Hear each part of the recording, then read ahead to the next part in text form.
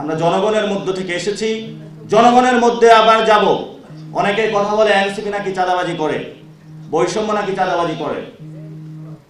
আর এরা কত টাকা চাঁদাবাজি করছে আপনাদের প্রত্যেকটা মানুষের হিসাব যদি নেওয়া হয়, প্রত্যেকটা মানুষের যেই টাকা চাঁদাবাজি করেছে এই টাকার দিয়ে একসাথ করে বাংলাদেশের আগামী নতুন একটি সুন্দর রাষ্ট্র বিনির্মাণ থেকে শুরু করে উন্নত রাষ্ট্রে আপনাদের পরিণত করা যাবে। এই টাকা দিয়ে আপনারা চাঁদাবাজি দুর্নীতি করেছেন এই গণ অভ্যুত্থানের পরে বাংলাদেশে।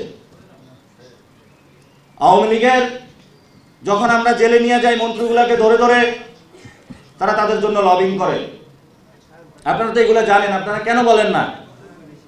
এই যে আইবি জামিন পেল, কিভাবে জামিন পেল, কত কোটি টাকার বাণিজ্য হয়েছে, এগুলো কেন আপনারা বলেন না? এখন ওনাদের বিরুদ্ধে কথা বললে ওনাদের হলো চান্দি গরম হয়ে যায়। সমস্যা কি আপনাদের ভাই?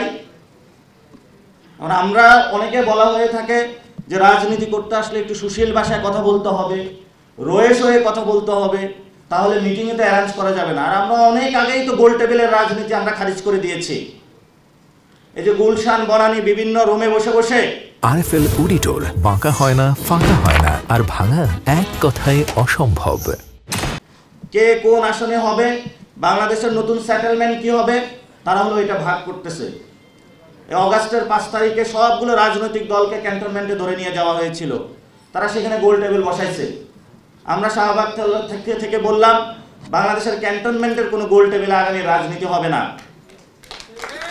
এবং সেখানে জনগণ বিজয়ী হয়েছিল।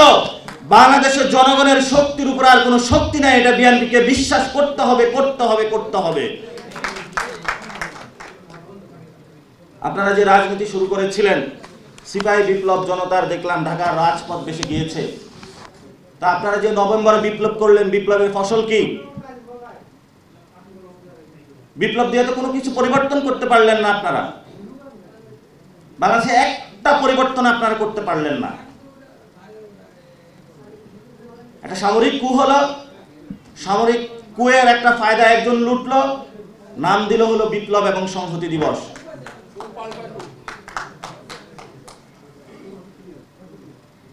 আপনাদের দুনিয়া সভ্য জগতের দিকে যাচ্ছে, আর এইসব যারা ভদ্রজন মহাপল্লীজনে যারা রয়েছেন তারা একটা অসভ্য জগতের দিকে যাচ্ছে।